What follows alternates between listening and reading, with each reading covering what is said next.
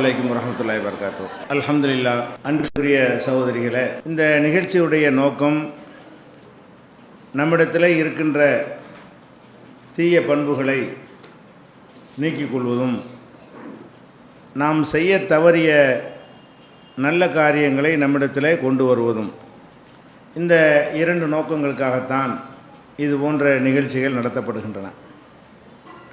அந்த வகையில் நம்மிடத்தில் ஒருவர் கூட இல்லாமல், விதிவிலக்கு இல்லாமல் ஆக்கிரமித்திருக்கக்கூடிய ஒரு தீய செயலை, நம்முடைய இம்மையையும் மறுமையையும் பாழாக்கக்கூடிய ஒரு செயலை பற்றி இன்றைய தினம் நம்ம அறிந்து கொள்வோம். பொதுவாக நமக்கு கோபம் வரும் பொழுது நம்மீதே நமக்கு கோபம் வரும், அல்லது நம்முடைய பிள்ளைகள் மீது கோபம் வரும், எதிரிகள் மீது கோபம் வரும், அக்கம்பக்கத்து வீட்டுக்காரங்கள் மீது நமக்கு ஏதாவது கோபங்கள் ஏற்படும். சில நேரங்களில் மனிதர்கள் இல்லாத மிருகங்கள் மீது கூட கோபம் வரும். மிருகமும் உயிரினம் இல்லாத கல் மண்ணு மேலெல்லாம் கோபம் வரும். மனிதர்களுக்கு இந்த மாதிரி கோபம் வரக்கூடிய நேரத்தில் அதை எப்படி நம்ம வெளிப்படுத்துவோம் என்று சொன்னால், சபிக்கிறதன் மூலமாக வெளிப்படுத்துவோம். நாசமாக போ, உருப்படாமல் போ, விளங்காமல் போ, நீ ஒன்றுக்கு ஆக மாட்ட, இந்த மாதிரி இப்படி சாபம் விடக்கூடிய ஒரு தன்மை நம்மில் அதிகமான மக்களிடத்தில் இருக்கிறது. இது ஆண்களை விட பெண்கள்கிட்ட கொஞ்சம் அதிகமாகவே இருக்கிறது. இதை நாமளும் நடைமுறையில் பார்க்குறோம். நபிகள் நாயகம் ஸல்லல்லாஹு அலைஹி வஸல்லம் அவங்களும் அதை சொல்கிறாங்க. நரகத்தில் பெண்களைத்தான் நான் அதிகமாக பார்த்தேன் என்று கேட்கும் பொழுது, அப்போ ஒரு பெண்மணி எழுந்து கேள்வி கேட்கிறார்கள், அது ஏன் நாங்கள் மட்டும் நரகத்தில் அதிகமாக இருக்கணும்? ஆம்பளையிலையும் பெண்கள்லையும் நல்லவங்க கெட்டவங்க சமமாக தானே இருப்பாங்க. அப்போ அது மாதிரி இல்லாமல் பெண்கள் மாத்திரம் ஏன் கூடுதலாக அதிகமாக நரகத்திற்கு போகணும்? அப்போ நபிகள் நாயகம் ஸல்லல்லாஹு அலைஹி வஸல்லம் அவர்கள் ரெண்டு தன்மையை சொல்கிறாங்க. பெண்களை நரகத்தில் அதிகமாக சேர்ப்பதற்குரிய இரண்டு காரணங்களை சொல்கிறார்கள்.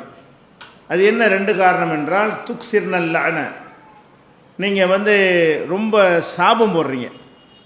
ரசூல் ஸல்லல்லாஹு அலைஹி வஸல்லம் சொன்னது, ரொம்ப அதிகமாக சாபம் போடுவது யார்கிட்ட இருக்கிறது? பெண்கள்கிட்ட இருக்கிறது. இரண்டாவதாக தக்ஃபுர்னுல் அஷீர, கணவனுக்கு நன்றி கெட்ட முறையில் நடந்து கொள்கிறீர்கள். இந்த இரண்டு தன்மைகளும் பெண்கள்கிட்ட மாத்திரம் இருக்கிற காரணத்தினால் இதனால் கொஞ்சம் கூடுதலாக நீங்கள் நரகத்துக்கு போகிறீங்க என்ற நபிகள் நாயகம் ஸல்லல்லாஹு அலைஹி வஸல்லம் அவங்களும் சொல்லியிருக்கிறாங்க. அப்போ பெண்களாகிய நீங்கள் எதை கவனத்தில் கொள்ள வேண்டும் என்றால், நம்ம எதனால் நரகத்திற்கு அதிகமாக போவோம் என்று எச்சரித்தாங்களோ அந்த சபிக்கிற தன்மை, சாபம் போடுகிற தன்மை நம்மிடத்தில் இருக்கிறதா? இருந்தால் அதனால் என்னென்ன விளைவு ஏற்படும், அதனால் இந்த உலகத்தில் நமக்கு என்ன கேடு ஏற்படும், அந்த மாதிரி தன்மையை கடைப்பிடித்தால் மறுமையில் என்ன ஏற்படும் என்று விளங்கி கொண்டோமையானால் இந்த தீமையிலிருந்து நம்மளை காப்பாற்றி கொள்ள முடியும். முதல்ல சபிக்கிறது, திட்டுறது, ரெண்டுக்குள்ள வித்தியாசம் விளங்கி கொள்ளணும். திட்டுறதுன்னு ஒன்று கேள்விப்பட்டிருக்கிறோம், சபிக்கிறதுன்னு ஒன்று கேள்விப்பட்டிருக்கிறோம். ரெண்டும் வெவ்வேறான விஷயங்கள். திட்டுவது என்று சொன்னால், ஒரு மனிதனிடத்தில் என்ன குறை இருக்கிறதோ அதை சுட்டிக்காட்டி அவனை இழிவுபடுத்துறது தான் திட்டுறது. அல்லது அவன்கிட்ட இல்லாத ஒன்றை இருப்பதாக சித்தரித்து அவனை புண்படுத்துவதற்கு பேர் திட்டுறது. சபிக்கிறதுனா என்ன தெரியுமா? நாளைக்கு இவன் என்ன மாதிரி ஆக போகிறாங்கிற முடிவை சொல்கிறது. நாசமாக போனால் என்ன அர்த்தம்? அறிவுகட்ட மடப்பையிலண்டா திட்டுறது. இப்போ ஸ்டில் முட்டாப்பையில் இருக்கான்னு அர்த்தம். அவன் இருக்கானோ இல்லையோ, இவன் கருத்து பிரகாரம், சொல்லக்கூடியவனுடைய கருத்து பிரகாரம் மடப்பையில், முட்டாப்பையில், கிறுக்கு பையில் அப்படின்னு அவனுடைய ஒரு குறைபடுத்துகிற ஒரு விஷயத்தை சொன்னமையானால், நாளைக்கு நீ அப்படி ஆயிடுவேன்னு நம்ம சொல்லலை. இப்போ நீ அப்படி இருக்கிற, முட்டாப்பையில் இருக்கிற, கிறுக்கனாக இருக்கிற, விவரம் இல்லாதவனாக இருக்கிற, இந்த மாதிரியான மோட்டர்பையில் இருக்கிற, இப்படியாக நம்ம சொல்கிறோம் என்று சொன்னால் இதுக்கு பிறகு திட்டுறது. சபிக்கிறதுங்கிறது என்ன என்று கேட்டால், நாளைக்கு இவன் என்னவா ஆக போகிறாங்கிறது நம்ம முடிவு எடுக்கிறது. அதாவது ஏறக்குறை இது அல்லாஹ்வுடைய வேலை. ஒரு ஆளை நாசமாக போய் என்று சொன்னால் அவன் நாசமாக போயிடுவான் என்று நினைத்தால் அது என்ன நம்ம அல்லாவா? அல்லாஹ் ஒருத்தனுக்குரிய தன்மை தான் எது? இதா அராத செய்யன் ஐய கூலளவு குன் ஃபயக்குன். ஒன்றை அல்லாஹ் நாடிவிட்டான் என்று சொன்னால் ஆகுமா ஆகிவிடும். அவன் என்ன சொல்லுவான்? ஆகுன்னு தான் சொல்லுவான், ஆகிரும். ஆகு என்ற உடனே ஆகுதல் என்பது அல்லாஹ்வுடைய பண்பாக இருக்கும் பொழுது அந்த பண்புக்கு நம்ம சொந்தம் கொண்டா அதுதான் கோபம் வருது அல்லாவுக்கு. நரகத்தில் அதிகமாக தூக்கி போடுற காரணம் என்ன? நீங்கள் நல்லாவா? நாங்கள் செய்கிற மாதிரி நீங்கள் எதிர்காலத்துக்கு தீர்ப்பளிப்பீங்களா? அப்படி போயிடுவேன் இப்படி போயிடுவேன்னு சொல்லி நீங்கள் வந்து செய்வதாக இருந்தால் உங்கள் கையில் அந்த பவர் இருக்கிறதா? இப்படி காரணத்தினால அல்லாவுக்கு அது ரொம்ப கோபம் வருது. நரகத்தில் அதிகமாக தூக்கி போடுற காரணம் என்ன? இது வந்து அல்லாஹ் செய்கிற வேலை. ஒரு ஆளை வந்து அப்படி ஆயிரரூவா இப்படி ஆயிரரூவான்னு சொன்னால் அப்படி ஆகிவிடக்கூடியது யார் கையில் இருக்குது? அல்லாட்ட இருக்குது.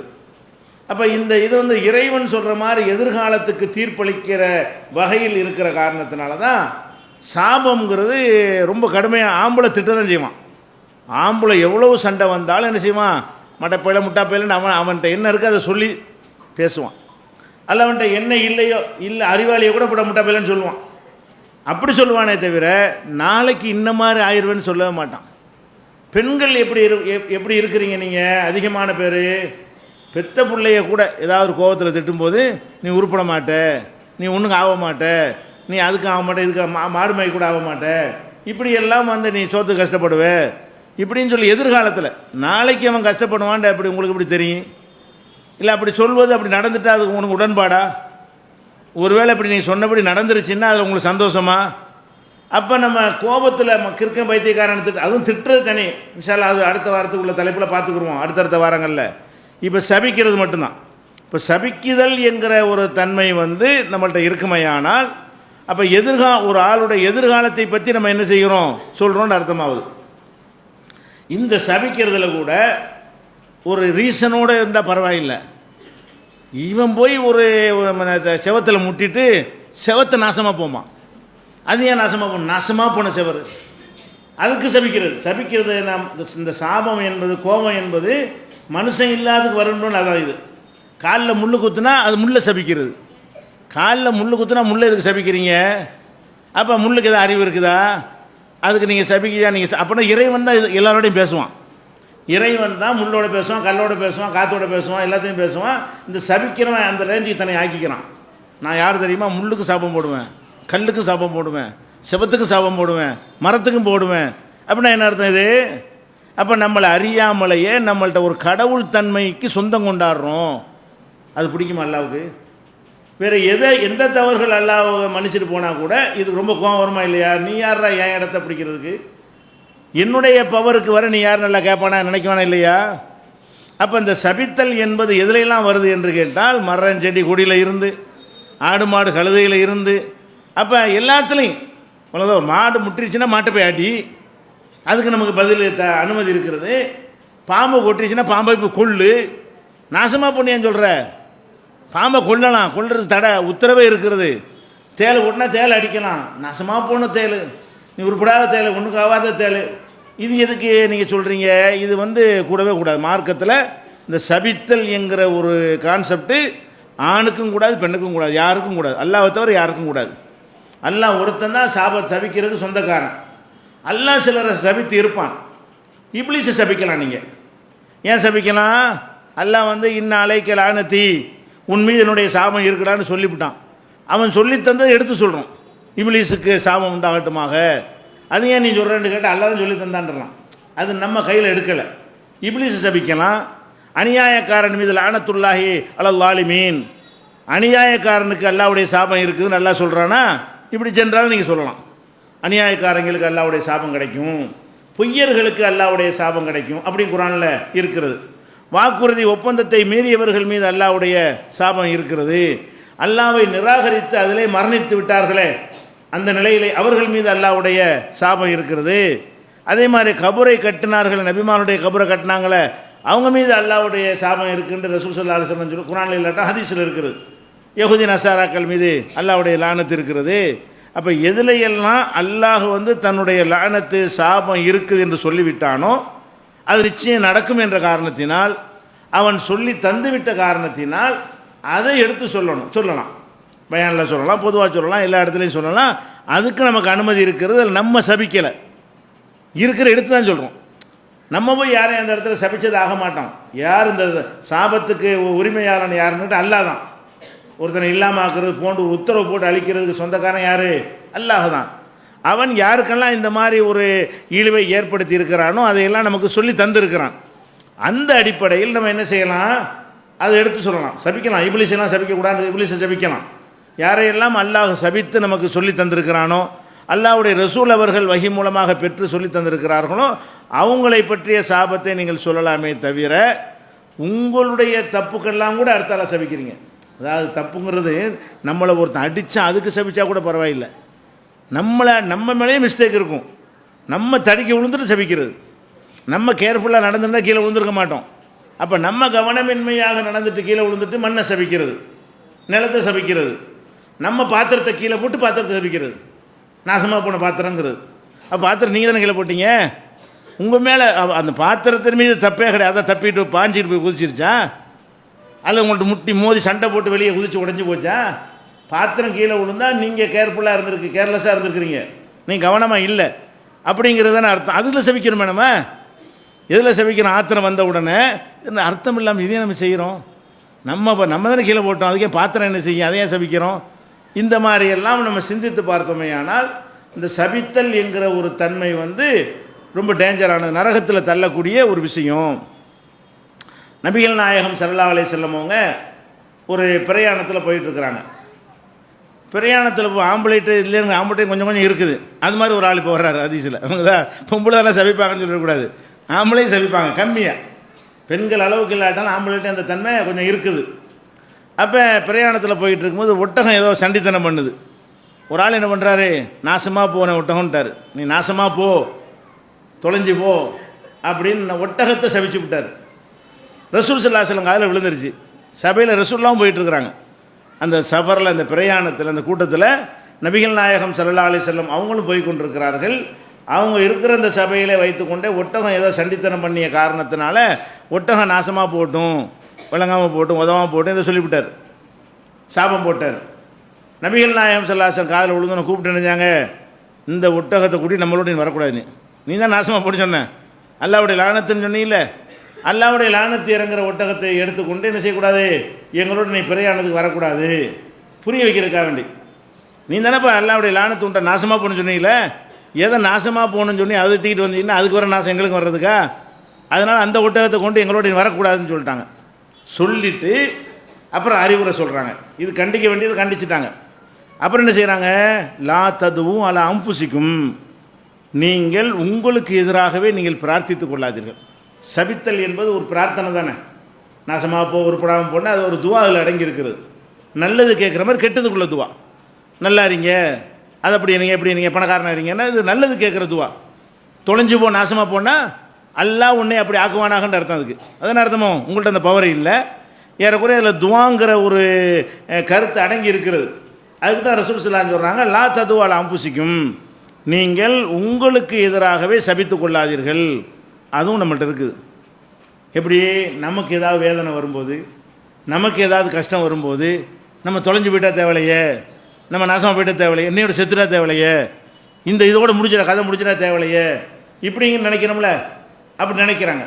இதை உங்களுக்கு எதிராக துவா செய்கிறது. அந்த வேதனை தாங்க முடியாமல் உங்களுக்கு கேடாக, உங்களுக்கு எதிராகவே நீங்கள் வார்த்தையை யூஸ் பண்ணிடுறீங்க. ரசூல் ஸல்லல்லாஹு அலைஹி வஸல்லம் சொல்கிறாங்க, லா ததுவும் அலா அம்புசிக்கும், உங்களுக்கு எதிராகவே நீங்கள் பிரார்த்தனை செய்து கொள்ளாதீர்கள். ததுவும் அலா அவுலாதிக்கும், உங்களுடைய பிள்ளைகளுக்கு எதிராக இந்த மாதிரி நீங்கள் செய்யாதீங்க. உங்கள் பிள்ளைகளுக்கு எதிராகவும் நாசமாக போ, விளங்காமல் போ, உருப்படாமல் போ என்றெல்லாம் நீங்கள் என்ன செய்யாதீங்க, சொல்லாதீங்க. அதே மாதிரி ஒலா அலா அம்பாலிக்கும், உங்களுடைய பொருளாதாரம், நீங்கள் கொடுத்து வாங்கின காசு கொடுத்து வாங்கின வீடு அது நாசமாக போச்சு, இடிஞ்சு விழுந்துட்டா, அது ஏதோ உங்கள் சரியில்லை, அந்த வீட்டுக்கு வந்ததுலேருந்து காய்ச்சல் வந்துருச்சுன்னு வைங்களேன். ஒரு வீடை வாங்கியிருப்பான், அன்றைக்கி விலைக்கு வாங்கியிருப்பான், உள்ளே நுழைஞ்சிலேருந்து அவனுக்கு காய்ச்ச, அடுத்த வாரம் இவனுக்கு காய்ச்ச, அடுத்த வாரம் அவனுக்கு வைத்த வலி வந்து என்ன செய்கிறது, நாசமாக போன வீடு இந்த வீடு அப்படின்னு தான் முடிச்சு வச்சுக்காத. அப்போ இந்த உங்கள் காசு நீங்கள் கஷ்டப்பட்டு வாங்கியிருக்கிறீங்க, உங்கள் சொத்தை இதுக்கு நீங்கள் சபிக்கிறீங்க. அப்போ ரசூலுல்லாஹ் சொல்கிறாங்க, லா ததுவும் அலா அம்பாலிக்கும், உங்களுக்கு சொந்தமான சொத்துக்களை நீங்கள் சபிச்சிடாதீங்க. நீங்கள் வச்சுக்கிற பேனா ஒழுங்காக எழுதாட்டி நிப்ப மாற்றணுமே தவிர அதுக்கு சபிக்கிறதா? பேனா எழுதாதுக்கு பேனா சபிக்கணுமா? செருப்பு காலை கடிச்சா செருப்பு சபிக்கணுமா? செருப்பு காலை கடிச்சா இப்போ வேறு செருப்பு மாற்றிக்கிறங்க, இல்லை கடிக்கார மாதிரி எண்ணெய் தடவி செருப்பை போட்டுக்கிறங்க. அப்படி தான் செய்யணுமே தவிர செருப்பு காலை கடிச்சா செருப்பை இப்போ சபிக்கிறது அப்படி எல்லாத்துக்கும் இப்படி இருக்கிறோம். நமக்கு நம்ம பயன்படுத்துறதுனால ஏதாவது கேடு வந்துருச்சுன்னா அந்த பொருள் நம்முடையதாச்சே, நம்முடைய பொருள். நம்ம செல்ஃபோன் வச்சுருக்கிறோம், அது ஒழுங்காக டவர் கிடைக்கும். நாசமாக போன செல்ஃபோன் அப்படின்னா அப்போ நாசமாக போன தாங்க முடியுமா? 10,000 5,000 கொடுத்து வாங்கியிருப்பீங்க. அப்போ ஏன் நாசமாக போய் கேட்குறீங்க? உங்கள் காசு தானே அது. நீங்கள் காசு கொடுத்து வாங்கியிருக்கிற உங்கள் பொருளை நாசமாக்குமாறு நீங்கள் கேட்கக்கூடாது. இது மேட்டரில் இப்படி சொல்லிவிட்டு அது காரணம் சொல்கிறாங்க. அல்லாஹ் வந்து துவாவை ஏற்றுக்கிறதுக்குன்னு நேரம் வச்சுருக்கிறானா, அது மறைச்சி வச்சுருக்கிறான். எந்த நேரம்னு தெரியாது. தெரிஞ்சால் அந்த நேரத்தில் மட்டும் தவிர்த்துக்கிடலாம், அந்த நேரம் பார்த்து கேட்டுக்கிடலாம். ஒரு நேரம் இருக்கிறது, அந்த நேரத்தில் என்ன கேட்டாலும் ஏற்றுக்கொள்ளப்படும். அது அல்லாஹ் சஸ்பென்ஸாக வச்சுக்கணும். ரசூலுல்லாஹ்வுக்கே தெரியாது, அது உலகத்தில் யாருக்கும் தெரியாது. அல்லாஹ் ஒருத்தனுக்கு மாத்திரம் தெரிஞ்ச ஒரு நேரம் இருக்கிறது. தினசரி அந்த நேரம் வரும்.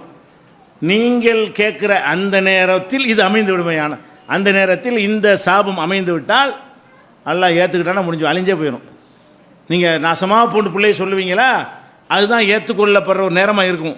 அல்லாஹ் என்ன செய்வான்? ரெக்கார்ட் பண்ணு, நாசமாக்கு ஆகி போயிடும். நம்ம பிள்ளைய நம்ம நாசமாக்கிறோம். அந்த நாசத்தை நம்ம தான் கேட்குறோம், அந்த நாசத்தை நம்ம தான் அல்லாஹ்ட்ட கேட்குறோம். அப்படி தானே அர்த்தம்? அப்போ நம்ம வீட்டுக்கு எதிராக நம்ம சாபம் போடுறோம். அந்த நேரம் வந்து அல்லாஹுடைய பிரார்த்தனை ஏற்றுக்கொள்ளப்படக்கூடிய நேரம்னு வச்சுக்கிறோங்க, வீடு போயிடும். அப்போ நமக்கு எதிராக கேட்குறோம், வாயினால தான் கேட்குறோம். எவனும் ஜாபம் விரும்ப மாட்டான். எந்த ஆம்பளையும் பொம்பளையும் என்ன செய்கிறது? அந்த நேரத்தில் சொல்கிறதே தவிர கத்தியை கொண்டு குத்த போய் பாருங்கள், அப்போ என்ன செய்வான்? ஏற்று போராடுவான். செத்துட்டா தேவலையங்கிறவன்ட்ட கத்தியை குத்துனா இந்தாடா குத்திட்டு சொல்லுவான் எவனாச்சு. எந்த ஆம்பளையும் சொல்ல மாட்டான், எந்த பொம்பளையும் சொல்ல மாட்டான். அப்போ எல்லாரும் ஃபார்மாலிட்டி சொல்கிறது, அந்த வேதனை தாங்க முடியாமல் சும்மா சொல்கிறது. அப்போ எல்லாருமே வாழ்வதற்கு ஆசைப்படும் போது நான் தொலைஞ்சு போகக்கூடாதா, நான் இதோட செத்துடக்கூடாதா, இன்னையோட என் கதறி முடியக்கூடாதா, என் புருஷன் செத்து, அப்போ அது கூடுதல் வரும். அந்த நேரத்தில் வீட்டில் யாராவது மூத்தா போயிட்டாங்கன்னு வைங்களேன், என்னமோ உங்களுக்கு சேர்த்து போகிறது தயாராக இருக்கிற மாதிரி என்ன செய்வாங்க? டைலாக் விட்டுருவாங்க. என்ன நானும் உன்னோட வந்திருக்கக்கூடாதா, உங்களோட எங்களை கூட்டிகிட்டு போயிடக்கூடாதான்ட்டு என்னமோ அவர் தான் மலக்குள் மௌத் மாதிரி செத்து போனாலும் நோக்கி என்ன செய்கிறாங்க? இப்படிலாம் சாபம் போடுறாங்க. இதுக்கு என்ன அர்த்தம்? எனக்கு சாவு வரணும்னு அர்த்தம். அது அந்த நேரமாக இருந்துச்சுன்னு வைங்க, உங்களையும் கொண்டு ஒன்றா கூட அடைக்கிடுவாங்க. வணங்குதா? எந்த நேரம்? அல்லாஹ்வுடைய துவா ஏற்றுக்கொள்ளக்கூடிய அதுக்குன்னு நேரத்தை நிர்ணயித்து வச்சுருக்கான். அது நல்லதுக்கும் அப்படி இருக்கிறது. நல்லதாக சில நேரத்தில் நல்லதாக பிரார்த்தனை செய்வோம், அதுக்குரிய நேரமாக இருக்கும். அதை என்ன செய்வோம்? அல்லாஹ் ஏற்றுக்கொள்வான். அப்போ அந்த மாதிரியான ஒரு அடிப்படையில் நம்ம வந்து காரணத்தை சொல்கிறாங்க. நீங்கள் வந்து அந்த ஒட்டகத்தை சபித்தார் இல்லையா, அவருக்கு அறிவுரை சொல்லும்போது என்ன சொல்கிறாங்க? உங்களுக்கு எதிராக சபிக்காதீங்க, அது மாதிரி உங்களுடைய சொத்துக்களுக்கு எதிராக சபிக்காதீங்க, உங்களுடைய பிள்ளைகளுக்கு எதிராக என்ன செய்யாதீங்க? சபிச்சிடாதீங்க. அப்படி சபிச்சா என்னவாக? அல்லாஹ் ஏதோ பிரார்த்தனை ஏற்றுக்கொள்வதற்கு என்று ஒரு நேரத்தை வைத்திருக்கிறான். தற்செயலாக அந்த நேரத்தில் இந்த பிரார்த்தனை அமைந்து விட்டது என்று சொன்னால் அது நடந்துடும். நடந்தது காரணம் நீங்கள் தான், நீங்கள் கேட்டது தான், நீங்கள் வச்ச கோரிக்கை தான் காரணம் என்று ரசூல் ஸல்லல்லாஹு அலைஹி வஸல்லம் சொல்லியிருக்கிறதுனால நம்ம வாயாலே நமக்கு எதிராக பிரார்த்தனை செய்யக்கூடாது. சாபம் என்பது அதுதான். சாபம் என்பது நம்ம வாயாலே பெத்த பிள்ளைய தாய்மார்கள் திட்டும்போது தாலி ஏற்பான்னு திட்டுவாங்க பொம்பளை பிள்ளைய. எங்கள் ஊர் பக்கம்லாம் தாலி இஸ்லாத்தில் கிடையாது, மகளை திட்டுறாங்களா? அப்படி தாலி ஏற்பான்னா என்ன அர்த்தம்? தாலி கிடையாது. மீனிங் எந்த அர்த்தத்தில் சொல்லப்படுது? அது உன் புருஷன் சாவணுன்ற அர்த்தத்தில். செத்தா ஏற்றுக்கிருவியா நீ? தாலி அறுப்பான்னு மோளை பார்த்து கேட்குறீங்களே, மக தாலி இருக்கிறதுக்கு மீனிங் என்ன? மருமகன் ஜாவணுங்கிறது. மருமகன் செத்துட்டு வீட்டில் வந்து இப்போ பொண்ணு வந்து வாழை வெட்டியை உட்காந்துருந்தா, கைம்பண்ண உட்காந்துருந்தா அது உடன்பாடா உங்களுக்கு? அது உங்களுக்கு சம்மதமா? அது உங்களால் ஏற்றுக்கிற இயலுமா? அப்போ இதுக்கு இந்த மாதிரி வார்த்தைலாம் வருது. திட்டுறோங்கிற பேரில் இப்படிலாம் சொல்லுவாங்க. நீ கஞ்சா கடைக்கும் ஆக மாட்டா, கல் கடைக்கும் ஆக மாட்டா, ஒன்றுக்கு உதவ மாட்டா, கராபாக போயிடுவா. எங்கள் ஊரில் திட்டுற கராப்புன்னா நாசம், பார்சியில் திட்டுறாங்க உனக்கு தான், கராபாக போயிடுவேன் என்றெல்லாம் திட்டுவாங்க. நாசமாக யார் திட்டுவா? தாய் பிள்ளையை திட்டுவாங்க. அப்போ சில பேர் நாசமாக போயிட்டாங்கன்னா இதெல்லாம் காரணமாக இருக்கும். அந்த டயத்தில் கரெக்டாக அமைஞ்சிருக்குன்னு நினைக்கிறேன். சில தாய்மார்கள் திட்டி அவனை என்ன செய்வான்? எதுவுமே விளங்காது அவனுக்கு, எதை எடுத்தாலும் எல்லாமே என்ன செய்யும்? பின்னடைவாக இருந்துக்கிட்டு இருக்கும். என்ன? இந்த அம்மாவுடைய துவா அந்த நேரத்தில் செஞ்ச துவா கரெக்டாக நாசமாக போன்ற துவா இருக்குல்ல, அது வந்து அந்த நேரத்தில் கரெக்டாக அமைஞ்சு போயிருக்கும். அப்போ நம்ம இந்த அல்லாஹ்விடத்தில் கேட்குறதா இருந்தாலும் சாபம் திட்டுறதா இருந்தாலும் இந்த மாதிரியான சாதா திட்டினா திட்டிட்டு போங்க. அது உள்ளத்து குற்றம் சின்னது, அதுவும் குற்றம் தான், அது பின்னாடி வச்சுக்கிடலாம். அது இந்த மாதிரி சபிக்கிற விஷயம் வரக்கூடாது. எந்த காரணத்துக்கும் என்ன செய்யக்கூடாது, சபிக்கிற மேற்று சபித்தால் அவனுக்கு நமக்கு தான் கஷ்டமாயிரும். அவனுக்கு ஏற்படுற நம்ம யாருக்கு எதிராக சபிக்கிறோமோ அது எல்லாமே நம்முடையதாக தான் இருக்கும். நம்ம சொத்துக்கு எதிராக சபித்தோம், அந்த சொத்து போச்சுன்னா நமக்கு தான் நஷ்டம். இன்னொரு சொத்து வாங்குறதுக்கு நம்ம தானே பாடுபடணும், இன்னொரு பேனா வாங்குறதுக்கு இன்னொரு ஃபோன் வாங்குறதுக்கு நம்ம தானே கஷ்டப்படணும். அப்போ நம்முடைய பொருளைக்கு எதிராக நம்ம செஞ்சோம், நம்ம பிள்ளைக்கு ஏதாவது ஏற்பட்டு போச்சுன்னு வைங்க, அதனுடைய மருத்துவத்தை நம்ம தானே செலவு பண்ணணும். எல்லாம் யோசிச்சு பார்த்தோம் என்று சொன்னால் இந்த சாபம் எல்லாம் எதிரிக்கு செய்கிறதை விட நமக்கு வேண்டியவங்களுக்கு தான் அதிகமாக செஞ்சுக்கிட்டு இருக்கணும். எதிரி கூட ஜாஸ்தி சாபம் கிடையாது. நம்ம வீடுகளில் பேசக்கூடிய நேரத்தில் கூட பிள்ளைகளை திட்டுறதுன்னா அது ஒரு கணக்கு இருக்குது. என்ன செய்யக்கூடாது, சாபங்கிறது வைக்கக்கூடாது. ரசூல் ஸல்லல்லாஹு அலைஹி வஸல்லம் என்ன செய்வாங்களாம், இந்த மாதிரி ஏதாவது கோவம் வந்து திட்டுன்னு வந்துருங்களேன், அப்போ என்ன செய்வாங்கன்னா அவங்க ஒரு வார்த்தையை பயன்படுத்துவாங்களாம். என்ன வார்த்தை, அதாவது மண்ணா போ, எல்லாம் மண்ணாத்தானே போக போகிறோம் அந்த அர்த்தத்தில். மண்ணா அதை சொன்னால் கூட எல்லோரும் மண்ணாத்தான் போக போகிறோம் கடைசி நேரத்தில். அப்போ எதாக இருந்தாலும் தரிபத்து எதாக்க உன் கை மண்ணா போகட்டும் அப்படின்னு என்ன அர்த்தம், கை எப்போ மண்ணா போகும், கை எப்போ மண்ணா போகும்ட்டேன், புதைச்சா தான் போகும். அப்போ செத்து போகும்போது என்ன செய்யறது, மண்ணா போகட்டுங்கிற ஒரு அர்த்தத்தில் இந்த வார்த்தை, இந்த மாதிரி வார்த்தைகளை ரசூல் ஸல்லல்லாஹு அலைஹி வஸல்லம் சொல்லுவாங்களாம். ரொம்ப கோபம் வந்துச்சுன்னு சொன்னான், செல்லமா அது கூட. ஆனால் நம்ம என்ன செய்கிறோன்னு கேட்டால் அதை விட டேஞ்சரான சீரியஸான வார்த்தைகள்லாம் சொல்லிக்கிட்டு இருக்கிறோம். சில ஊர்கள் என்ன செய்கிறாங்கன்னா இது சீரியஸை விளங்கிட்டு, திருநெல்வேலி பக்கம் போனீங்கன்னு சொன்னால் நம்ம ஊரில் நாசமாக பண்ணி திட்டுறாங்கல்ல இந்த ஏரியாக்களில், அவங்க நாசமத்து போகம்பாங்க. எங்கள் திருநெல்வேலி பக்கம் போனீங்கன்னா அது பரவாயில்லை, ஏன்னா நாசம் அற்று போகன்னா நல்லா அறின்னு அர்த்தம். நாசமாக போனால் நாசமாக போகிறேன்னு அர்த்தம், நாசம் அற்று போனேன்னு அர்த்தம், நாசம் இல்லாமல் போ. இந்த நாசமாக போங்கிறத மாற்றுறதுக்காக வேண்டி யாரோ தந்திரம் சொல்லி கொடுத்துருக்குறாங்க. இந்த வார்த்தையை நீ விட மாட்டேங்கிற, இந்த நாசம்னு ஒன்று சொல்லணும் அவ்வளோதானே, இப்படி சொல்லி கேட்டு யாராவது ஒரு நல்ல மனுஷன் இருந்து எதை அது கேட்டு பண்ணியிருப்பாங்கன்னு நினைக்கிறேன். நெல்லை மாவட்டத்தில் திட்டுறதெல்லாம் எப்படி இருக்கு, நாசமத்து போ, நாசமத்தவனே, இந்த மாதிரி நாசமாக போனவங்கன்னு சொல்கிற இடத்துலலாம் அற்றுன்னு சேர்த்து, அதுவும் நல்லதில்லை, வாய் தோட்டி வந்துடும். ஆனால் அவங்க அந்த திட்டுற நேரத்தில் என்ன செய்வாங்க, நாசமற்று போ அப்படின்னு சொல்லுவாங்க. அது பரவாயில்லை, அதில் சாபம் இல்லை. நாசமற்று போன்னு சொல்லுவது என்ன இல்லை, சாபம் கிடையாது. நாசமாக போங்கிற என்ன இருக்குது, சாபம் இருக்குது. அது போக நமக்கு மறுமை நாளில் எல்லாருக்கும் சிபாரிசு பண்ணக்கூடிய ஒரு தகுதி எல்லாம் தருவான். ரசூலுல்லாஹ் சிபாரிசு பண்ணுறது தனி, அந்த சிபாரிசு கிடையாது. நரகவாசிகள் நரகத்துக்கு போன பிறகு, சொர்க்கவாசிகள் சொர்க்கத்துக்கு போன பிறகு சில ஆட்கள் நரகத்தில் கிடப்பாங்களா, ஒரு அளவுக்கு போதும்னு நினைப்பான். சரிம்மா இத்தனை வருஷம் கிடந்தது போதும், இனிமேல் வந்து சொர்க்கத்தில் போடுவோம் அப்படின்னு நினைக்கும் பொழுது சொர்க்கத்தில் இருக்கிறவங்கள்ட்ட கேட்பான், நீங்கள் யாருக்காவது ரெக்கமெண்ட் பண்ணுறீங்களா அப்படின்னு கேட்பான். உங்கள் மாமா மச்சான் சொன்ன தம்பி யாராவது இருந்தாங்கன்னா என்ன செய்வீங்க, எல்லாம் நான் ரெக்கமெண்ட் பண்ணுறேன் அப்படின்னு சொல்லுவாங்க. எல்லாம் என்ன செய்வான்னா ரெக்கமெண்ட் பண்ண சொல்லி அவனாக தான் முடிவுலாம் எடுக்கிறான். சும்மா நமக்கு ஒரு அந்தஸ்து தர்றான், நல்லவங்களுக்கு ஒரு அந்தஸ்து தர்றதுக்காக என்ன செய்கிறான், சொன்னோடனே நம்ம போய் என்ன செய்வோம், எல்லாம் எங்கள் மாமா அவர் போதும் மன்னிச்சு விட்டுரு அப்படின்னு சொல்லி அவரை சொர்க்கத்தில் போடுவானான். இந்த மாதிரி சிபாரிசு செய்யக்கூடியது எல்லாருக்கும் இருக்கிறது. எல்லாருக்கும் ஒட்டுமொத்தமாக சிபாரிசு செய்கிறது இல்லாமல் யாரெல்லாம் சொர்க்கத்துக்கு போய்விட்டார்களோ அத்தனை பேருமே நரகத்தில் இருப்பவர்களுக்காக, யாருக்கு இல்லை நிரந்தர நரகத்துக்காரனு கிடையாது. ஷிர்க் வைக்கிறவன், குஃப்ர் வைக்கிறவன் சொர்க்கத்துக்கு வரமாட்டான், அவனுக்கு கிடையாது சிபாரிசு. சிபாரிசு யாருக்குன்னு கேட்டால் கொஞ்சம் தண்டனை அனுபவிச்சுட்டு அப்புறம் சொர்க்கத்துக்கு வருவாங்க இல்லையா, அந்த மாதிரி பாவங்கள், அல்லாஹ்வுக்கு இணை கற்பிக்கிறது, வட்டி, கொலை, இது இல்லாத பாவங்கள் செஞ்சுருந்தாங்கன்னா அதுக்கு தகுந்தவாறு எல்லாம் மன்னிக்கலைன்னா கொஞ்ச நாள் போடுவான், கொஞ்ச நாள் நரகத்தில் போட்டுட்டு அப்புறம் சொர்க்கத்துக்கு போடான்னு சொல்லுவான். அப்படி சொல்லும்போது சும்மா சொல்லாமல் என்ன செய்வான்னு கேட்டால், நான் நல்லவங்களுடைய ரெக்கமெண்டில் போன மாதிரி எங்களை காட்டுவான். முடிவு அல்லா தான் எடுப்பான். ஊழா போயிட்டுலாம் யாரும் வாயை திறக்க முடியாது. அல்லாஹ்வுக்கு என்ன செய்வான், நீங்கள் யாராவது சொந்தக்காரங்க இருக்காங்களா பாருங்கப்பா உங்களுக்கு அப்படின்னு கேட்பான்ல. நம்ம என்ன செய்வோம், இருக்குன்னு சொன்னோம்னா நம்மளை சிபாரிசு பண்ண சொல்லுவான், அதன் மூலமாக போவாங்க. இந்த சபிக்கிற ஆட்கள் இது கிடையாதான். யாரு கிடையாது, ரசூல் ஸல்லல்லாஹு அலைஹி சொல்கிறாங்க, லாயக்கூனு லஆனூன ஷுஃபா, சாபம் விடக்கூடியவர்கள் வந்து பரிந்துரைக்கிறவங்கள் ஆகவே மாட்டார்கள். மறுமை நாளில் நம்ம பரிந்துரைக்கு கொடுப்பான்ல ஒரு தகுதி. அப்போ நாண்டு வரும்போது உனக்கு இல்லை, நீ தான் திட்டு, இது உனக்கு இதே லானத்து பண்ணுற வேலை, நீ உட்காரு அப்படின்றான்ல. லானத்து பண்ணக்கூடிய ஆளுகளுக்கு என்ன கிடைக்காது, நம்ம சொந்தக்காரங்களுக்காக ஒரு ரெக்கமெண்ட் பண்ணுவோமே, அதன் மூலமாக அவங்களுக்கு ஒரு அந்தஸ்து கிடைக்குமே, அந்த இதையும் பறிச்சிடறான்ல. துன்யாவுலையும் கேடா போயிடுது, ஆகிரத்தில் என்னவாயிடுது, நமக்கு கிடைக்கக்கூடிய அந்த ஒரு தன்மையை எல்லாம் எடுத்துடுறான்.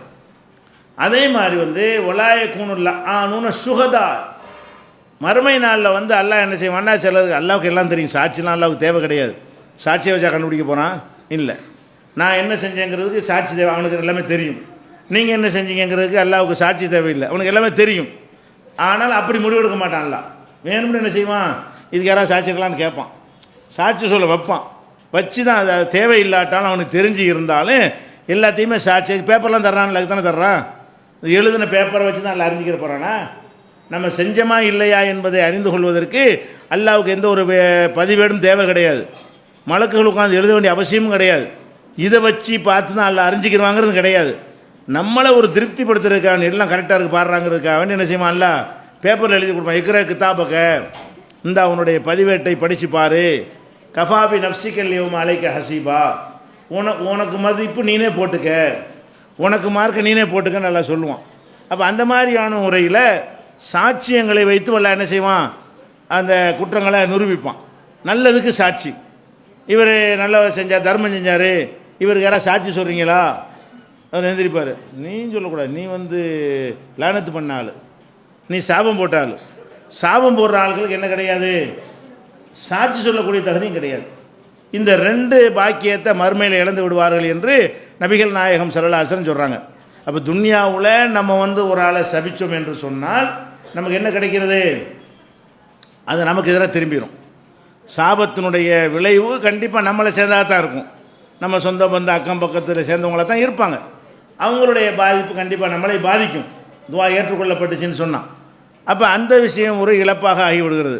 ரெண்டாவது இழப்பு என்ன என்று கேட்டால், மறுமையில் ஒரு அந்தஸ்து தானே எல்லாமே, ஒரு தரஜா நம்மளுக்கு நம்ம கேட்டலாம், 4 பேர் சொர்க்கத்திலேருந்து நரகத்தில் சொர்க்கத்துக்கு கொண்டு வந்தோம் அப்படின்னு ஒரு மனசில் ஒரு திருப்தி கிடைக்கும். அந்த மாதிரியான தகுதியில் அப்படி மட்டப்படுத்தி காட்டும்போது எல்லாருக்கும் ஒரு கேவலமாக இருக்கும். எல்லாருக்கும் அந்த தகுதியை கொடுத்து நீ உட்காரணும் எப்படி இருக்கும், எல்லோரும் சபையில் வைத்துக்கொண்டு எல்லாருக்கும் ஒரு அந்தஸ்தை கொடுத்துட்டு ஒரு ஆளை மட்டும் நீ உட்கார, உனக்கு அந்த தகுதி இல்லைன்னு அப்படியே இடிஞ்சு போயிடுவோம். அப்போ லட்சோப லட்சம் கோடான கோடி மக்கள் மத்தியில் வச்சு எல்லாம் என்ன செய்வான், உனக்கு அந்த தகுதி இல்லைன்னு சொல்லிடுவான். அப்போ இதெல்லாம் வந்து நம்மளை வந்து அதிகமாக பாதிக்கக்கூடியதாக இருக்கிறது. அது போக வந்து இதெல்லாம் நமக்குள்ளே உள்ள விஷயமா இருந்தால் தான், இது நம்ம புள்ள, நம்ம சொத்து, நம்மளை பற்றின சாபமாக இருந்தால் தான் இந்த அளவோட முடிஞ்சிருது.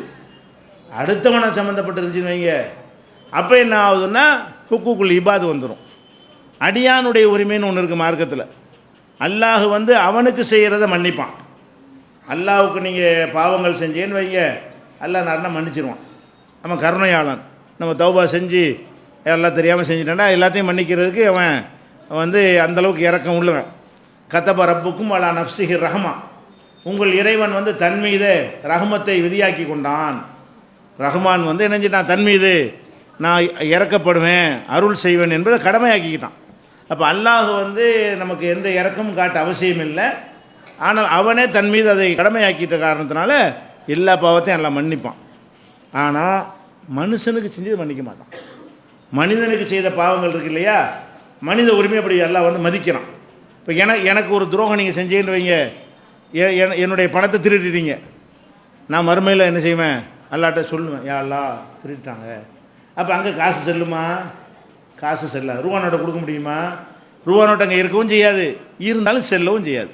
அப்போ எனக்கு திருப்பி தரணுமே, என்னை ஏமாத்தின என்னுடைய ஒரிஜான் இடத்த நீங்கள், நான் பக்கத்து வீடு, என்னுடைய ஒரிஜான் இடத்த நீங்கள் எடுத்து கட்டிக்கிட்டீங்க, என் வீடு, நீங்கள் என்ன செய்றீங்க, பக்கத்து வீட்டில் இருக்கிறீங்க, நான் பலவீனனாக இருக்கிறேன், நீங்கள் என்ன பண்ணுறீங்க, உங்களுக்கு அடியாளை வச்சு ஏதோ வச்சு என்னுடைய இடத்துல ஒரு ஜானப்பை எடுத்துக்கிட்டீங்க. இப்போ நான் இப்போ பாதிக்கப்பட்டிருக்கிறேன், உலகத்தில் அதுக்கு நீதி கிடைக்கல, கோர்ட்டுக்கு போனால் எல்லாம் அவனுக்கு சாதகமாக இருக்குது, போலீஸுக்கு போனால் அவன் சரி கட்டிடுறான், எல்லாருமே அவனுக்கு சப்போர்ட்டாக இருக்கிறாங்க, நான் பாதிக்கப்பட்டிருக்கிறேன். அந்த நாள் வந்து நியாய தீர்ப்பு நாள், நம்மளை திரும்பி எழுப்பக்கூடிய நாள் இருக்கு இல்லையா, அதில் நியாயமான தீர்ப்பு வழங்கணும். இப்போ நான் பாதிக்கப்பட்ட நான் வந்து அல்லாட்ட முறையிடுவேன் இல்லை, அல்லா என்னுடைய துன்யாவில் இருக்கும் பொழுது ஒரு ஜான் இடத்தை இவன் அநியாயமாக எடுத்துக்கொண்டான், இதுக்கு தீர்ப்பு அளிக்கணுமா இல்லையா, அதுக்கு அல்லா நீதி வழங்கணுமா இல்லையா. அங்கே எப்படி நீதி வழங்குறது, அங்கே உள்ள நீதி என்னவென்று சொன்னால், நான் அவனுடைய நன்மையை பிடிங்கி எனக்கு தர்றது தான். நீங்கள் வந்து என்னுடைய ஒரு ஜான் நிலத்தை அபகரிச்சுக்கிட்டீங்கன்னு சொன்னால் அங்கே காசு பணம் செல்லாது, அங்கே எல்லாமே மார்க்கு தான். என்ன மார்க்கு, அமல்களுக்கு போடப்பட்ட மார்க்கு தான். இபாதத்துக்கு எல்லாம் மார்க்கை போட்டு வச்சுருப்பாங்க இல்லையா, அதான் நம்மள்கிட்ட இருக்கும். அந்த மதிப்பெண்களை தான் நம்ம எல்லாருமே வச்சுக்கிட்டு இருப்போம். எல்லாம் என்ன செய்வான், இவன்ட்ட ஒரு ஜான் நடத்த எடுத்தியா, ஆமாம் அப்படின்னா ஒரு ஒரு ஒரு 5 வருஷத்து தொழுகை நன்மை இவன்ட்ட கொடுப்பான். என்ன வருது, 3 வருஷம் தொழுகையை கொடு, அவனுக்கு ஒரு 2 வருஷம் தொழுகையை கொடு, தொழுகையெல்லாம் முடிஞ்சு போச்சா, அப்புறம் ஒரு 4 வருஷம் நோன்பு கொடு, அதுவும் முடிஞ்சு போச்சு, அப்படியெல்லாம் முடிஞ்சு போயிடும். இப்படி நம்பர் அதிகமாகிட்டு போச்சுன்னு வைங்க, நம்ம செஞ்சதில் ஒன்றுமே மிஞ்சாது. நம்ம செஞ்ச அமல்கள் எல்லாமே நமக்குரியதாக இல்லாமல் என்ன செஞ்சனே அவனுக்கு போய் சேர்ந்துக்கிட்டே இருக்கும். ஏன், நம்ம அவன் காசை சாப்பிட்ருக்கோம், அவனை மோசடி பண்ணியிருக்கிறோம், அவனை ஏமாற்றிருக்கிறோம். அப்போ அந்த மாதிரியான ஒரு பாதிப்புகள் வறுமையானால் அதுக்கு என்ன செய்வான், அல்லாஹ் தீர்ப்பளிப்பான். அது மாத்திரம் இல்லாமல் எல்லாம் முடிஞ்சு வச்சுன்னு வைங்க, நம்ம ஒரு 1000 கோடிக்கு ஏமாற்றிருக்கிறோம், நம்ம அமல் 100 கோடி கூட தாங்கலை வச்சுக்கிடுவோம், மீதி 900 கோடி என்ன பண்ணுறது?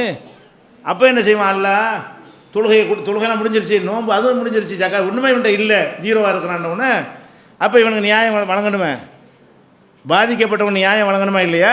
அல்லாஹ் என்ன செய்வான் அப்படின்னா, இவனுடைய பாவத்துக்கு அவன் தெரியல வை, நான் ஒரு மாதம் பாவம் செஞ்சிருப்பேன்ல, என்னுடைய ஒரு மாத பாவத்தை லிஸ்ட் எடுத்து இந்த பாவத்துக்கு அவனை சுமக்க சொல்லு, இதுதான் அதுக்குரிய தண்டனை அப்படின்னு நல்லா என்ன செய்கிறான், இவன் செஞ்ச நன்மையெல்லாம் இல்லாமல் ஆக்கிவிட்டு அடுத்தவன் செஞ்ச பாவத்தெல்லாம் இவன் சுமக்கிறான். அங்கே அந்த நீதி தான் கொடுக்க முடியும். இங்கே என்ன காசை கொடுத்து கரெக்ட் பண்ணலாம், கொடுக்குற இந்த காசு கொடுத்துட்டு போடான்னு சொல்லலாம். காசு பணம் செல்லாத எவ்வளா எம்போ மாலும் உலா பனூன், காசும் பயன் தராது புள்ள குட்டிகளும் பயன் தர மாட்டார்களே, அந்த நாள் ஒன்று இருக்கிறது. அங்கே உள்ள நியாய தீர்ப்பு என்ன, அங்கே உதவுறது தான் அங்கே கொடுக்கணும். இப்போ நம்ம இந்தியாவிலேருந்து நீ நினைச்சிட்டீங்க, என்கிட்ட ஒரு 1 லட்ச ரூபா கடன் வாங்கிட்டீங்க, கடனோ ஏதோ மோசடியே பண்ணிட்டீங்க, இப்போ நீங்களும் அமெரிக்காவுக்கு வந்துட்டீங்க, நான் அமெரிக்காவுக்கு வந்துட்டேன், எனக்கு நீங்கள் எந்த ரூபாயை தரணும், அமெரிக்க ரூபா தான் செல்லு, எனக்கு நீங்கள் தர வேண்டிய என்ன செய்யணும், கன்வெர்ட் பண்ணி டாலர் எனக்கு தந்தால் தான் நாங்கள் யூஸ் பண்ண முடியும். அப்போ அந்த மாதிரி கன்வெர்ட் பண்ணால் தான் அந்த காசை கொடுத்து ஜாமான் வாங்க முடியும். அந்த மாதிரி தான் அந்த உலகத்தில் கன்வெர்ட் ஆகிடும் எல்லாமே. இந்த காசு பணம் ஒன்றும் கிடையாது, அதுக்கெல்லாம் எல்லாம் கன்வெர்ட் பண்ணி செய்வான். அவன் என்ன கணக்கு வச்சுருக்கான், நல்லா தான் அறிஞ்சவன், எவ்வளோவுக்கு என்னென்ன மாதிரியான நன்மைகளை பறிக்கிறதுன்னு ஒரு கணக்கு வச்சுருப்பான் எல்லாம். அப்போ நம்ம எவ்வளோ கஷ்டப்பட்டு நல்லறங்கள் செய்கிறோம், கம்மி கஷ்டப்பட்டு செய்கிறோம்.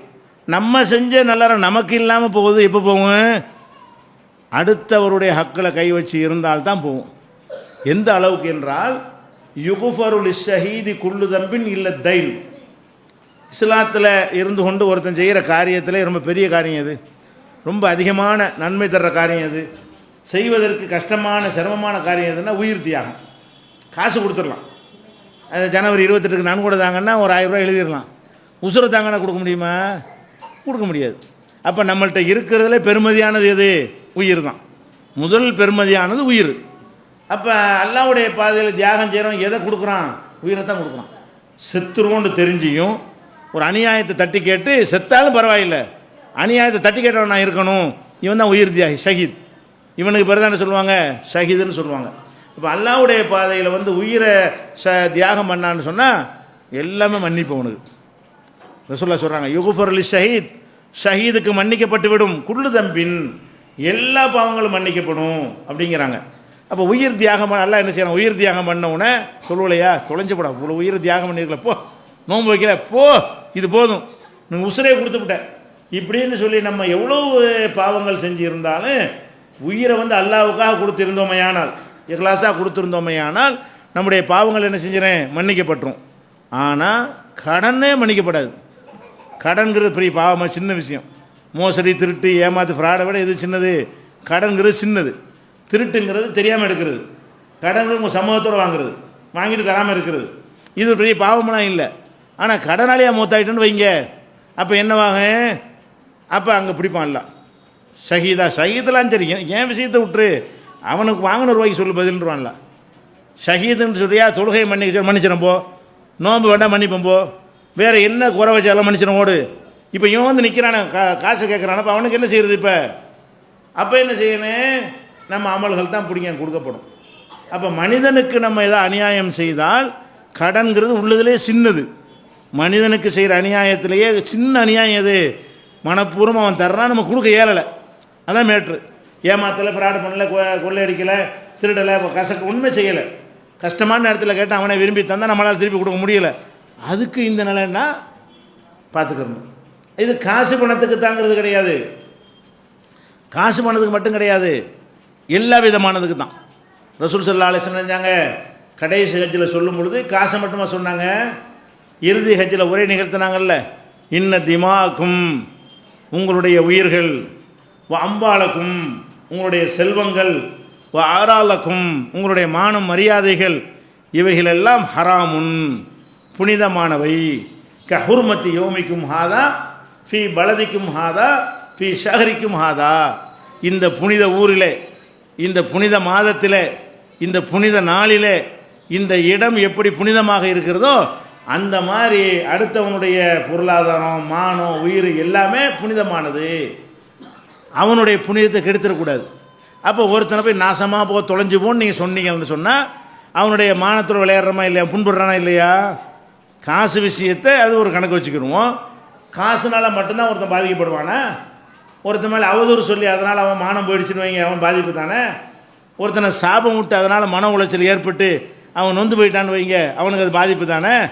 அப்போ அந்த மாதிரியான ஒரு நிலையில் நம்ம ஒருத்தனை சபித்தோம் என்றால், நமக்குள்ளே சபித்தா நம்மளை பாதிக்குது, வெளியால் போய் நாசமாக போ, தொலைஞ்சு போ, உருப்படாமல் போ அப்படின்னு சொன்னோமே, ஆனால் அதுக்கும் நல்லா நியாயம் கொடுப்பான். யாரெல்லாம் என்னை வந்து இந்த மாதிரி சொன்னான், துன்யாவில் இருக்கும்போது இந்த மாதிரிலாம் சொன்னான், அதுக்கு எல்லாம் எதை பறித்து கொடுப்பானோ தெரியல, கண்டிப்பாக பறித்து கொடுப்பான். அந்த நிலையில் அவன்கிட்ட உயிரோடு இருக்கும்போது மன்னிப்பு கேட்காமல் மூத்தாகிவிட்டோம் என்று சொன்னால். ஆனால் இப்போ என்னென்னா பேலன்ஸ் ஆகிக்கிறது எல்லாமே. நீங்கள் சொன்னால் திருப்பி அடிச்சிருக்கீங்க, அவ்வளோங்க தான் கணக்கு நேரம் ஆகிக்கிறீங்க. ஒரு ஆளே சபிச்சுக்கிட்டு இருக்கிறது இல்லை, நான் ஒன்று சபிச்சா நீங்கள் திருப்பி ஒன்று நடிக்கிறீங்களா, யாருக்கு யார் அப்படி கொடுக்குறது, கணக்கு நேரம் ஆகிட்டு போயிட்டு இருக்கிறது. ஆனாலும் பெரும்பாலும் அப்படி இல்லைன்னு வைங்க, அவன் பாட்டு சும்மா இருந்தான்னு வைங்க, அங்கே வாங்கிக்குவான். நீங்கள் சபித்த ஆள் வந்து வாயை மூடிக்கிட்டு இருந்துட்டா என்ன நடக்கும்? உங்கள் அமல் அவனுக்கு, அவன் செஞ்ச தப்பு உங்களுக்கு. இது நமக்கு தேவையா? நம்ம வேணாண்டு தவறுகள்லேருந்து விலகி இருந்துட்டு யாரோ செஞ்ச தவறு நம்ம ஏன் சுமக்கணும்? நம்ம ஒரு நன்மையை செய்வதற்காக அவ்வளோ கஷ்டப்பட்டுட்டு அந்த நன்மையத்துக்கு அடுத்த வேண்டியதை கொடுக்கணும். அங்கே யாரும் யாரையும் கவனிக்க. அந்த உலகம் எப்படிப்பட்ட உலகம்? இந்த உலகத்தில் நம்ம அப்பா அம்மாவெல்லாம் கூட பார்ப்போம், அங்கே பார்ப்போமா? அப்படிப்பட்ட உலகத்தில் இப்படியும் கொடுக்குறான்ல. யௌம யஃபிருல் மரு மின் அஹிஹி ஓ உம்மிஹி ஓ அபிஹி ஓ சாஹிபத்திஹி ஓ பனிஹி. ஒவ்வொரு மனுஷனும் கூட பிறந்த சகோதரர் ஓடுவான், தாயை விட்டு ஓடுவான், தந்தையை விட்டு ஓடுவான், கட்டிய மனைவி விட்டு ஓடுவான். ஒவ்வொருத்தனும் தன்னை காப்பாற்ற நிற்பான். அந்த மகஷர் நாளையில் வந்து எல்லாரும் எதில் கவனமாக இருப்பாங்க? நம்மளை காப்பாற்றிடணும், நப்சி நப்சி தான். அப்படியான ஒரு நாளில் வந்து நமக்கு எவ்வளோ, தாய்க்கு கூட கொடுக்க மாட்டோங்கிறேன். நம்முடைய அமலை இங்கே தாய் என்ன வேணாலும் கொடுப்போம், அங்கே அமலில் தம்பி மோனே எனக்கு ஒரு மாதம் தொழுகை கொடுமோனே நடக்காது. நம்ம கொடுக்க அல்ல ஏற்றுக்கிற மாட்டான், நம்ம கொடுக்க மாட்டோம். நம்ம முதல் சேஃப்டி பண்ணிக்கிறணும். அந்த நாளில் எல்லாம் மறந்துடுவோம். அவரவர் தன்னை பற்றி தான். லிக்குல்லிம் ரீ மின்ஹும் யௌமஇதின் ஷஅனு யுக்னிஹி. அந்த நாளில் ஒவ்வொருத்தனும் அவனை காப்பாற்றுறது மட்டும்தான் லட்சியமாக இருக்கும், அடுத்தவரை பற்றி நினைக்க மாட்டான். அப்போ கணவனுக்காக எதையும் செய்கிற மனைவியாக இருந்தாலும் சரி, மனைவிக்காக எதையும் செய்கிற கணவனாக இருந்தாலும் சரி, அதெல்லாம் இங்கே நடக்கும், அங்கே நடக்காது. ஒரு தஸ்பீஹ் கொடுக்க மாட்டாங்க. ஒரு தஸ்பீஹுடைய நன்மையை என் புருஷனுக்கு கொடுத்துருலான்னு கேட்காம நீங்கள் சொல்ல மாட்டியே, உங்கள் புருஷன் வந்து என் பொட்டாடி கொடுன்னு சொல்ல மாட்டார். அப்போ தாய்க்கு புள்ள உதவாது, பிள்ளைக்கு தாய் உதவாது. அந்த மாதிரி அமல்களுக்கு ரொம்ப வேல்யூ இருக்கக்கூடிய, அமல்களுக்கு மதிப்பு இருக்கக்கூடிய ஒரு உலகத்தில் அமலை இழந்தா எல்லாம் போச்சுன்னா என்ன வருது? அது எது போக்கும்? இந்த லானத்து போக்கும். அடுத்தவரை நீங்கள் சபித்தீர்களே ஆனால், இன்னும் சொல்ல போனால் லானுல் முஸ்லிமி கத்தலிஹி ரசூல் ஸல்லல்லாஹு அலைஹி சொல்கிறாங்க. ஒரு முஸ்லீமை போய் சபிக்கிறது அவனை கொல்ற மாதிரி தான். ஏன் கொள்ள சொல்லி தான் கேட்க, நாசமாக போட்டாதானே அர்த்தம். சபிக்கிறது கொல்ற மாதிரின்னு ஏன் சொல்கிறாங்கன்னு கேட்டால், நாசமாக போங்கிறடைய மீனிங்கே என்ன? செத்து போகணுங்கிறது நீங்கள் கொள்றீங்கன்னு அர்த்தம். ஒரு மனிதனை சபித்தல் என்பது அவனை சாகடித்தல் தான், சாகடித்தது போல. அப்போ சாவடித்த கணக்கு எடுத்து நம்மள்கிட்ட நன்மையை பிடுங்கினா எங்கே போகிறது? நம்மளாம் எவ்வளோ நாள் நன்மை நம்மள்கிட்ட போகும்? அப்போ இதெல்லாம் கவனத்தில் கொண்டு நம்ம சிந்தித்து பார்த்தோமே ஆனால் எந்த ஒரு கட்டத்திலையும் இது வரக்கூடாது. எது வரக்கூடாது? ஒரு பெருநாள் தினத்தில் தான் ரசூலுல்லாஹ் எச்சரிக்கிறாங்க. இதை எச்சரிக்கிறாங்க, பெண்கள் தான் நரகத்தில் அதிகமாக இருப்பீர்கள் என்று சொன்னதே சந்தோஷமான பெருநாள் கொண்டாடிக்கிற நேரத்தில் தான் இதை வந்து மக்கள்லாம் கூடி இருக்கும் பொழுது பெண்களுக்கு தனியாக போய் பயான் பண்ணி அப்போ தான் இதை சொல்லி காட்டுறாங்க. அப்போ முக்கியமான ஒரு நாளில் முக்கியமான ஒரு போதனையாக சொல்லும் பொழுது உங்களை நரகத்தில் அதிகம் தள்ளுவதற்கு காரணம் எது? சபித்தல், அதிகமாக சபித்தல். ஆம்பளை சபிப்பதை விட பொம்பளை என்ன செய்றீங்க, அதிகமாக சபிக்கிறீங்க. எந்த வகைங்கிற தாயை சபிக்கிறது, தகப்பனை சபிக்கிறது, பொண்டாட்டி நீன பெண்களா, புருஷனை சபிக்கிறது, வணங்குதா, பிள்ளையை சபிக்கிறது, யாரை வேணாலும் சபிக்கிறது, கூட பிறந்த அக்கா தங்கச்சியை சபிக்கிறது. அப்போ இந்த சபித்தல் என்கிற லானத்து என்கிற ஒரு டாபிக் என்ன செய்யக்கூடாது, நம்மள்கிட்ட அறவே இருக்கக்கூடாது. 100% அதிலேருந்து என்ன செய்யணும், நம்ம விடுபட வேண்டும், முற்றாக ஒழித்து விட வேண்டும். இதில் பல விஷயங்கள் அடங்கி இருக்கிறது. அடியானுடைய ஹக்குன்னு அடங்கி இருக்கிறது, மறுமையில் பாதிப்பு ஒன்று இருக்கிறது, சிபாரிசு பண்ணக்கூடிய தன்மை நம்ம இழந்துடுறோம். நம்ம செய்கிற இந்த சாபம் வந்து நமக்கு எதிராகவே சமயத்தில் அந்த நேரத்தில் கரெக்டாக ஒர்க் அவுட் ஆச்சுன்னு வைங்க, நமக்கு எதிராகவே திரும்பி கொள்ளணும். நம்ம பிள்ளை நல்லா இருக்கிறதுக்காக அவன் இவ்வளோ துடிக்கிறோம், நோய்வாய்ப்பட்டுட்டா அவன் நல்லா இருக்கணும், ஆரோக்கியம் அடையணும் துடிக்கிறோம்.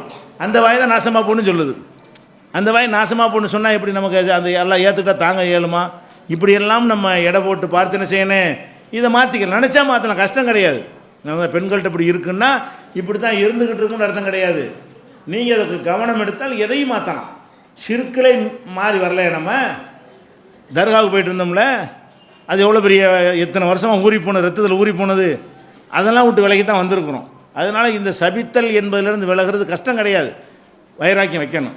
சும்மா இப்படி தான் சொல்லுவாங்க, பொம்பளை நம்ம அப்படி தான் இருப்போம்னு போயிடக்கூடாது. நம்ம என்ன யோசிக்கணும், நம்ம இவ்வளோ பெரிய விஷயமா இருக்கு, பிள்ளைகளை திட்டுறதுக்கு இவ்வளோ பெரிய விஷயம்லாம் வருது, நம்ம அப்படி செய்யணும். அதில் திட்டுறா இருந்தால் கூட சாதாரணமாக திட்டு போயிடலாமே, நாசமாக போ, ஒன்று போடாமல் விளங்காமல் போ, உருப்படாமல் போகணும். எதிர்காலத்தை தொடர்புபடுத்தாமல் திட்டிட்டு போங்க.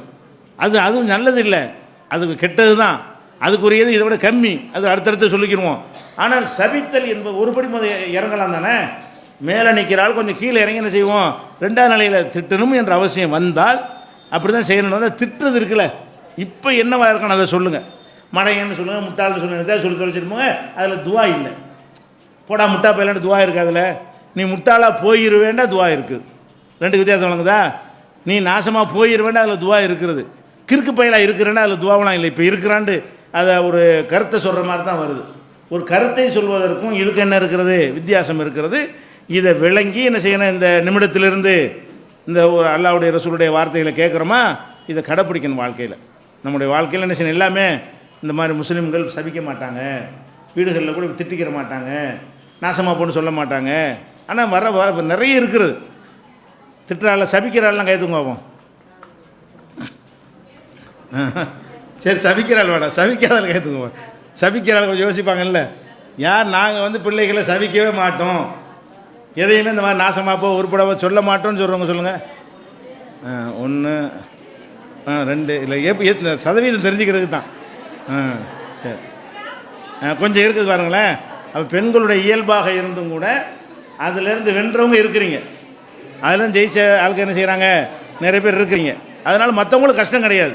எதுக்கு உங்களை கையத்துக்க சொல்கிறோம்னு கேட்டால், மற்றவங்க அந்த திட்டிகிட்டே இருக்கிறாங்களே சாபம், அவங்க நினைப்பாங்க இப்படி நடக்கும்னு. அப்படிமா இருக்கையாலும் பொம்பளையாக பிறந்துட்டு சபிக்காமல் இருக்கிறதா அப்படின்னு நினச்சிருப்பாங்கல்ல. அதுக்கு தான் சொன்னேன், சபிக்காமல் இருக்கிறாங்க நிறைய பேர். அவங்க தங்களை வாங்க சொல்லிட்டேமாச்சா.